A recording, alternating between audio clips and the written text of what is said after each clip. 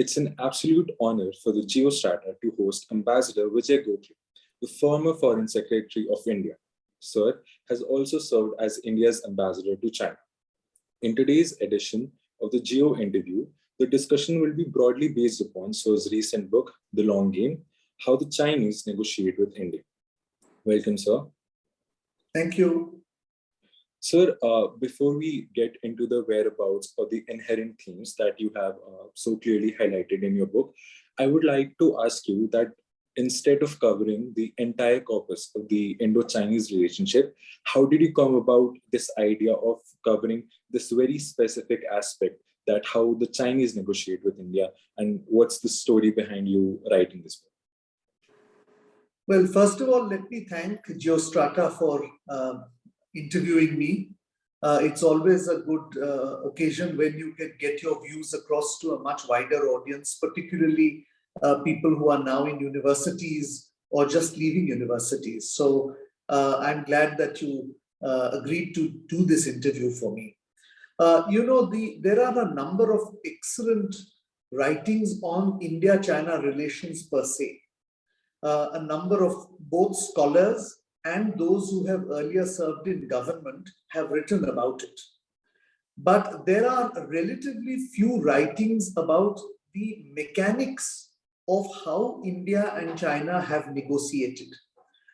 Given the fact that we are close neighbors, that we have had certain issues and problems which have covered the relationship from 1947 until now, I thought that some writing or books on how the two countries approached those issues, what was the strategy and tactics that each side adopted, what was the outcome of those negotiations, and whether there were any lessons to be learned, would be a useful addition to a lot of writing on India-China relations that is already taking place.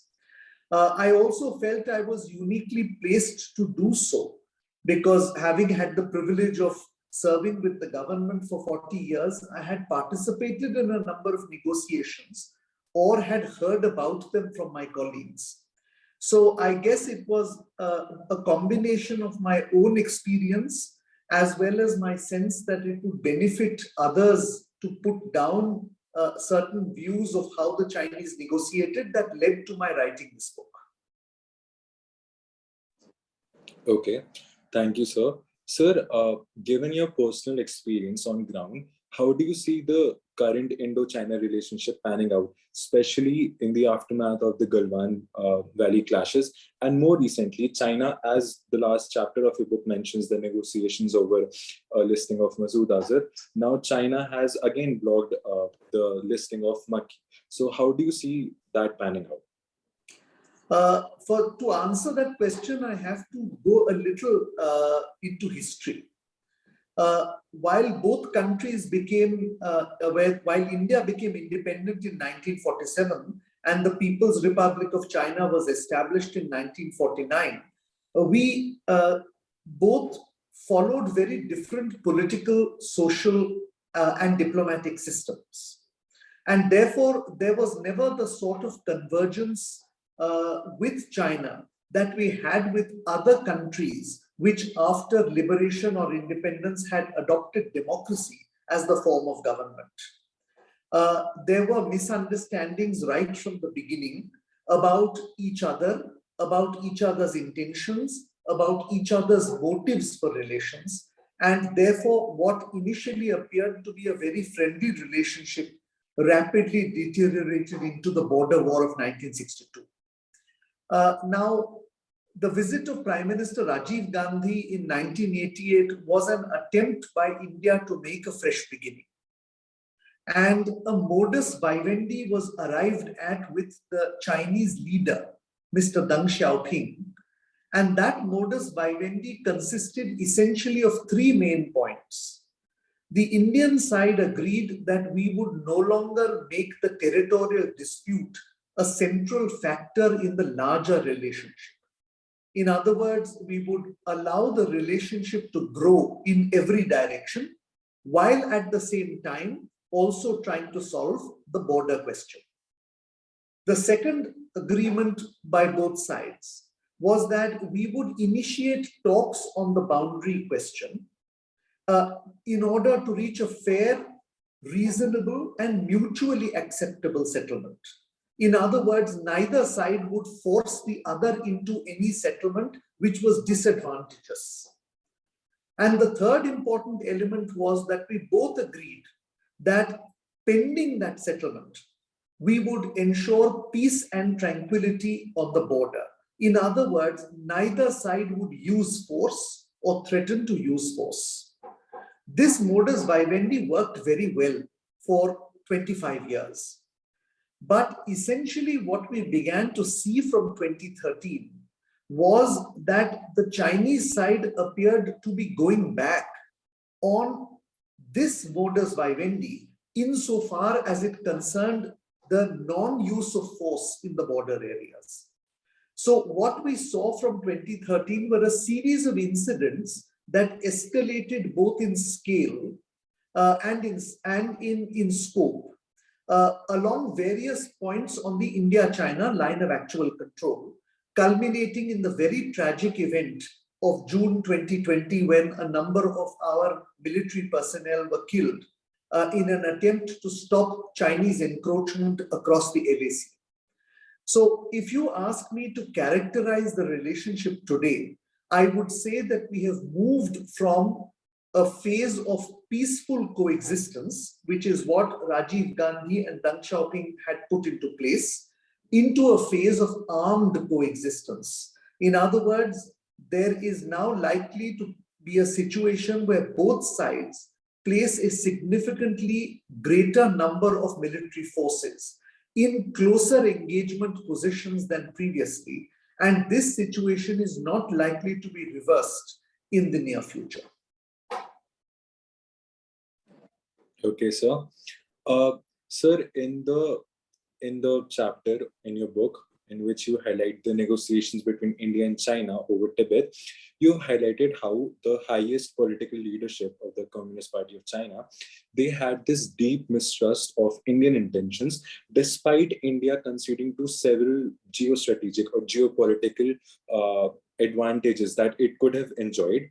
Despite making such concessions, the party always had this deep mistrust over India. Do you think that mistrust is still the case, and how does that affect the relationship between both the countries? So you've touched on the very central point of this relationship. Regrettably, that lack of trust or understanding has persisted throughout the relationship from 1949 until today. And one of the important points to bear in mind is that when Rajiv Gandhi and Deng Xiaoping reached this modus vivendi, or this arrangement by which the two sides would build relations with each other, it was hoped that one of the things this would do would be to build that trust and understanding. Regrettably, that did not happen. And my sense is that from the Chinese side, there was always the lingering suspicion that India was buying time and developing relations with the West with a view to constraining the rise of China. This has been the Chinese perception for some time and continues to be the Chinese perception. But the point is, the Chinese do not seem to give India any agency of its own in foreign policy. In other words, it does not seem to think that India has an autonomous or independent capability of making foreign policy decisions. Its whole view of India is one where it sees India essentially as an adjunct to another major power, historically the Soviet Union, more recently the United States, in a manner as to suggest that all of India's decisions are influenced by them. Now, on our part, the mistrust is also there. And that mistrust arises from the Chinese inability to carry through on certain promises or agreements or treaties that they signed after 1988. For instance, we had two major agreements in the 1990s the agreement on trust, on the building of mutual trust, and on the establishment of confidence building measures along the line of actual control. Now, effectively, the Chinese have broken both agreements by engaging in violent activity or the threat of use of force across the LAC. Similarly, in 2005, we had an agreement on the guiding principles and political parameters to settle the boundary issue. In other words, we both agreed on certain principles, certain guidelines by which we would resolve it. But here again, very soon after this, the Chinese side began, for instance, to call Arunachal Pradesh as South Tibet. They started issuing paper visas if you showed your birthplace as Arunachal Pradesh, or you said that you belonged to the state of Arunachal Pradesh. In other words, they started discriminating between citizens of India and residents of areas they claimed to be part of the People's Republic of China. And again, this was contrary to the agreement that we would settle the issue according to certain guidelines and parameters, which included the phrase that the due interests of settled populations would be taken into account when settling the boundary. So I can give you a number of other instances where the Chinese side went back on certain commitments that they had given. And therefore, from our perspective also, trust and understanding didn't develop. And therefore, as I said at the very start of this answer, you have put your finger on the crux of the issue. There is a fundamental lack of trust and misunderstanding between the two sides, which lies at the heart of the relationship. Thank you, sir. Sir, while reading the book, one of the most interesting facts or factoids that I discovered, and in my opinion, I believe not many people would know about this, is that even that it's not just the Chinese Communist Party, but even the Tibetan government, they had their claims over Indian territories like Sikkim or Darjeeling or Taiwan. So, sir, and the way you mentioned the strategic importance of Sikkim in Chinese calculations, do you think that China somewhere in near future would come for and would lay claims over these Indian territories? I think the issue of Sikkim appears to be settled because this government, that is the People's Republic of China government, has in 2005, in an agreement, recognized that Sikkim is an integral part of the Indian Union. Now, of course, there is always the possibility that they will not abide by this agreement either. But in doing that, they will reopen the position that India has taken on a number of issues of concern to them, not only including Tibet, but also including Taiwan. Therefore, I find that unless I am very much mistaken, they will not take that precipitate step. However, their claims to territory that is part of the Indian Union, including the region part of Ladakh in the western region and the state of Arunachal Pradesh in the eastern region, remain live claims on the Chinese side. And therefore, these are areas that we ought to be concerned about, because the Chinese have never given up their claims, nor ever acknowledged that these were a part of India, unlike what they have done with Sikkim in 2005. Okay, thank you, sir. Sir, while also reading the book, there are multiple instances where you have mentioned the specific or the special characteristics that the Chinese deploy in their diplomacy. For example, they always try to seek time. They will they'll do the double speak, if I am to quote 1984. And they also portray a certain sort of ambiguity over any issue. And now, when we see it, they're doing the same when it comes to the India-China border question. So do you think they're even seeking a solution to it?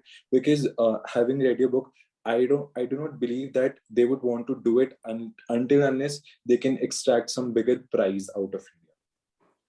Yes. Let me begin by saying that the Chinese are very skillful diplomats. Perhaps not just India, but the rest of the world also did not, or shall I say, underestimated their capabilities. We forget that even though the government was a communist government after 1949, China has been a long-standing civilization, a major world power through history, and has a great deal of diplomatic expertise and a certain institutional memory.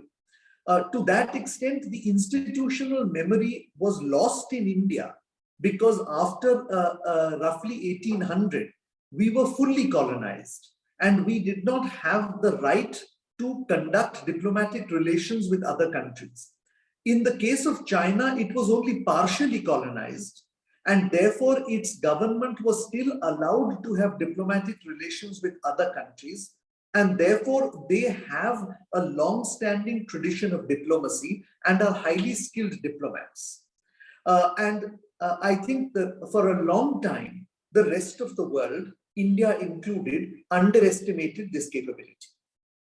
Now, to come to the question as to whether they would like to settle the issue with India, I think after the year 2000, when a very rapid development took place in China, and where they grew economically at a much faster rate than India, they today find themselves in a position where their economy is perhaps 6 times that of India. If I am to go by latest World Bank figures, India's economy is about $3 trillion, and the Chinese economy in 2021 was $18 trillion. Similarly, in terms of military expenditure as well, the gap would be 1 to 5. Now, in this situation, perhaps, and I can only guess, but perhaps the Chinese side feels that both the current situation and the future trajectory allow China enough time to wait until the settlement is in their favor. I'm not saying that this is a wise decision, because my sense is that over the last 12 to 18 months, the Chinese economy has shown a fairly serious strain, and there has been a substantial slowing down of growth.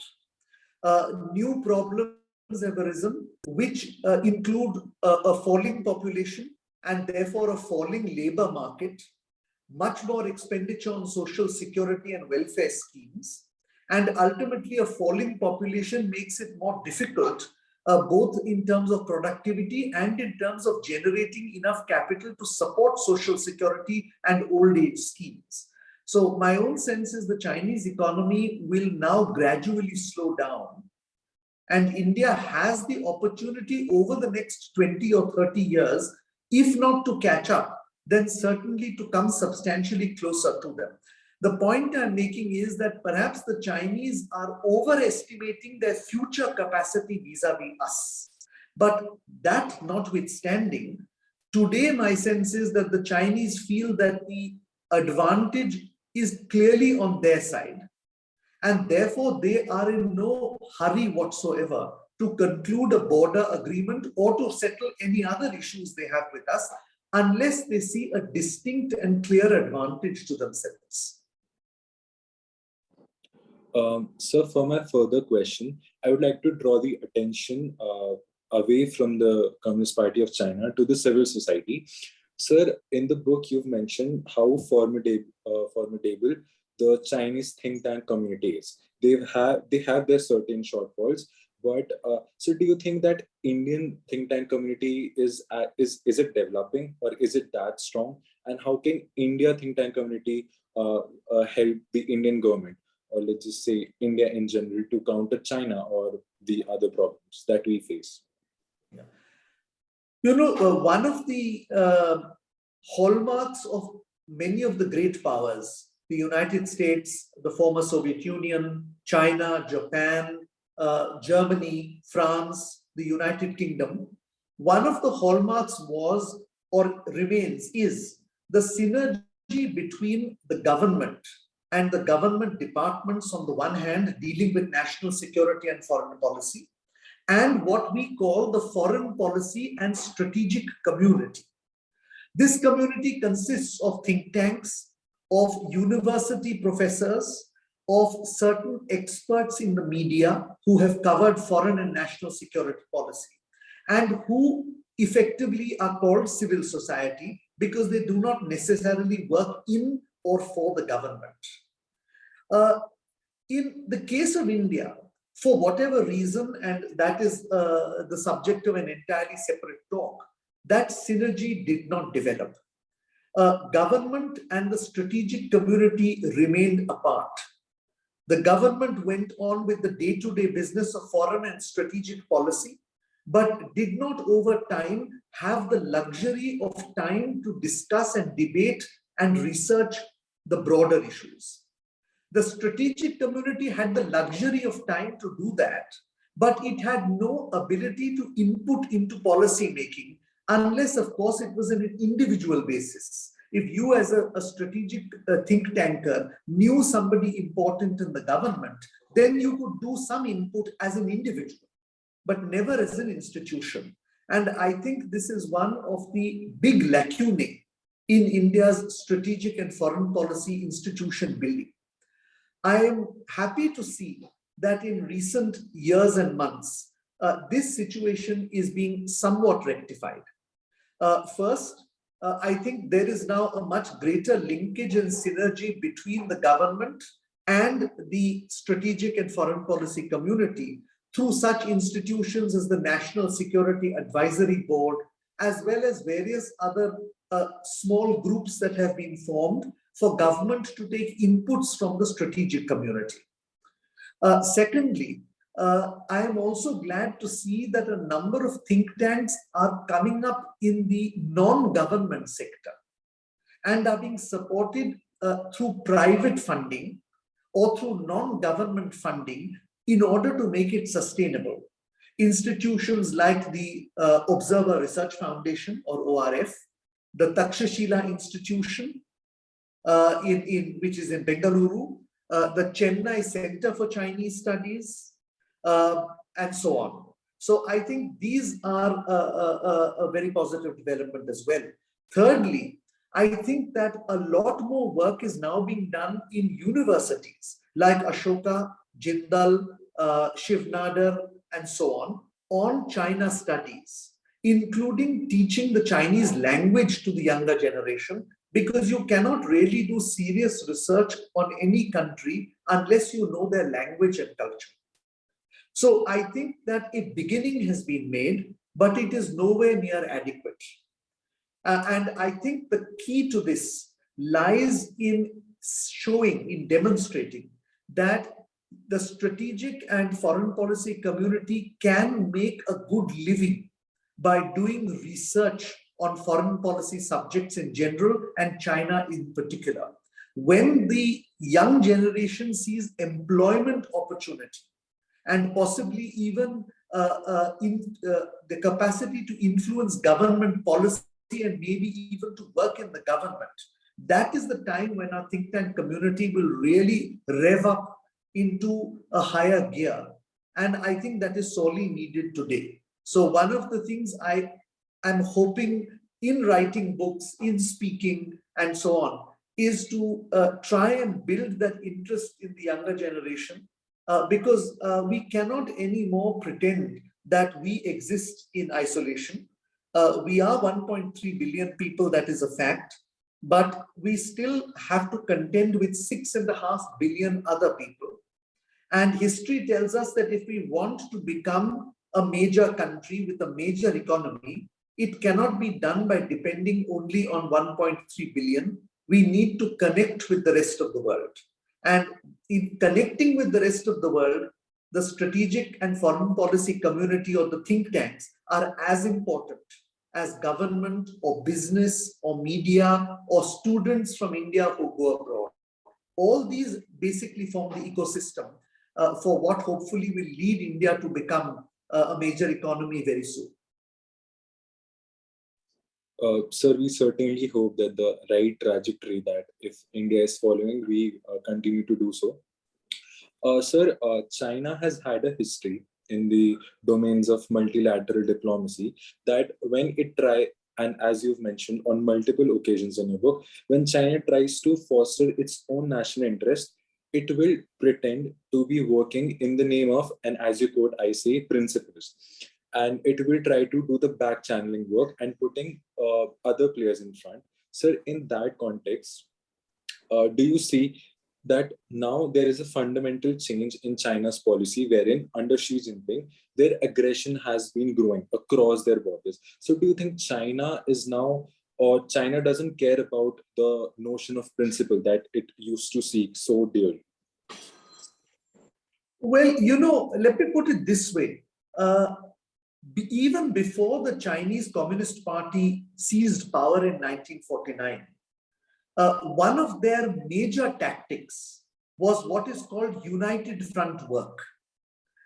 This, in fact, Mao Zedong described united front work as one of China's three magic weapons. And essentially, united front work simply means bringing together various strands of thought or views, binding them together with you, and then hiding among them in order to influence them and to achieve your objectives. And in the realm of foreign policy, Mao was very successfully able to engage in united front work. For instance, in the 1950s, when China was facing great pressure from the United States, China tried to rally the Asian countries together. For example, at the Bandung Conference, the Afro-Asian Conference of 1955, and encourage them to oppose the West, or what they called imperialism. So China is very adept at engaging in united front work. And when it joined the United Nations in 1970, it continued to adopt the same united front tactics inside the United Nations.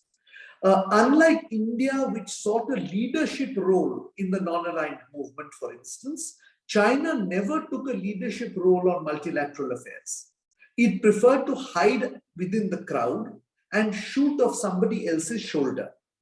And this has been followed by the Chinese, irrespective of whether they were a relatively weak country economically and militarily, or whether they are a relatively strong country today. Now, we should be careful not to confuse tactics with strategy.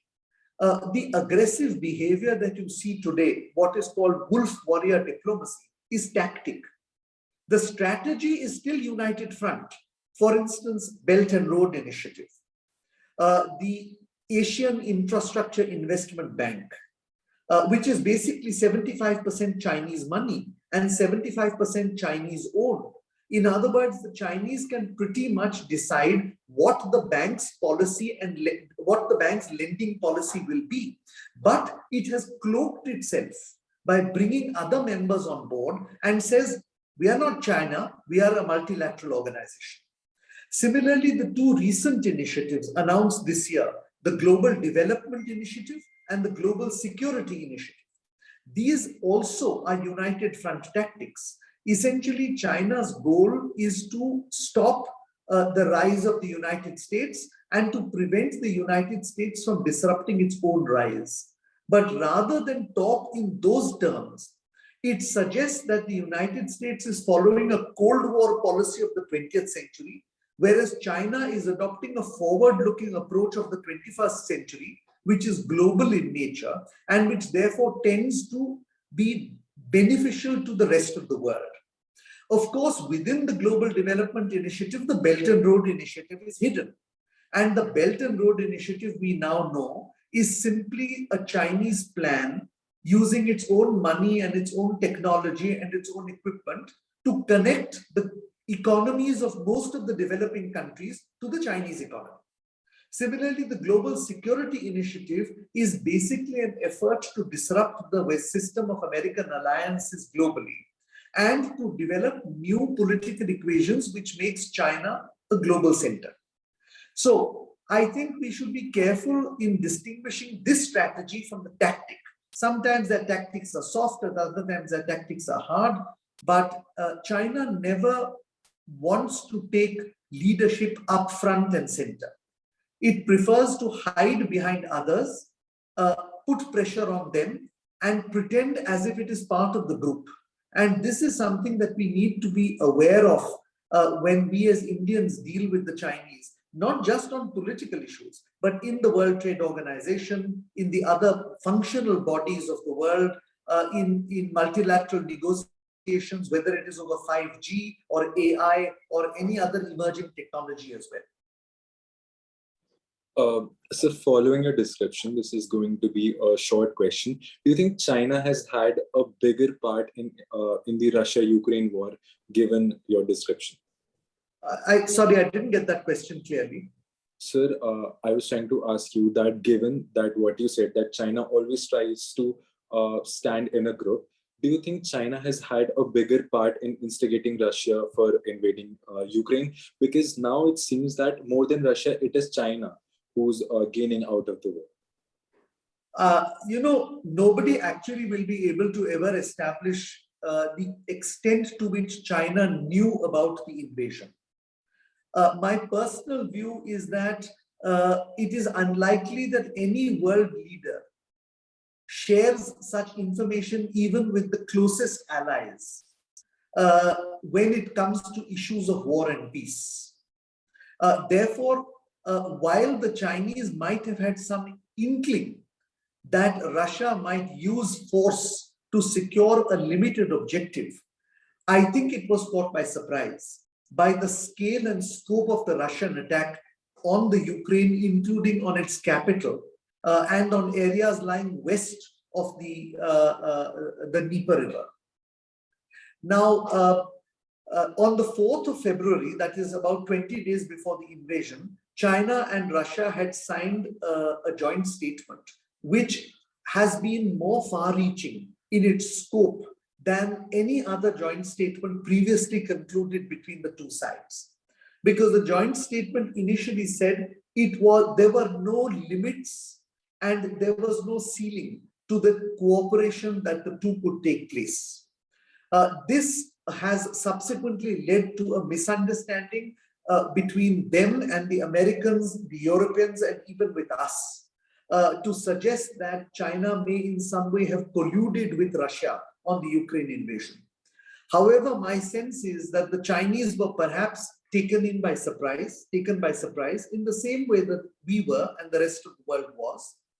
Like us, they have been struggling to make sense of a war which does not directly affect them, but which indirectly affects all of us in terms of economy, in terms of prices of resources and energy, in terms of disruption to global supply chains, in terms of food security, and so on. Now, in the case of India, because of our relationship with Russia and good relations with the West, we have been able to straddle a very difficult position and walk a very thin line, like walking on the razor's edge, in an effort to protect our national interests while being sympathetic to both the West and to show understanding to Russia. In the case of China, it has been much more difficult to walk along that razor's edge because the United States and the West believes that China continues surreptitiously to support the Russian war effort by buying their oil at cheap prices, by perhaps giving them market access, by helping them in transit matters for evacuation of their products to third countries and so on. So I think the Chinese are facing a much greater challenge than us on this matter. They are still unable to find a way to extricate themselves from this. They have not offered to mediate because they feel again that this is against their basic policy of not taking the lead. And therefore, they are waiting and watching to see how the situation evolves. Now, the important point to remember, however, is that China has not broken Western sanctions. It has broadly gone along with them, and it has also not tried to in any way challenge what the West is doing in the multilateral institutions. I think at this phase, the primary focus of the Chinese is to study the impact of the financial war that the United States has launched upon Russia to identify the vulnerabilities. Where will China be vulnerable and be found wanting if a similar situation falls on China? This is what they are studying most carefully. And I think that we will see in the next 3 to 4 months both a much more clear position by China on the Russian-Ukrainian conflict, as well as signs by the Chinese government that it is taking, what should I say, taking countermeasures to ensure that the West is not going to be able to do to China's financial, economic, technological, and commercial systems what it has done to Russia.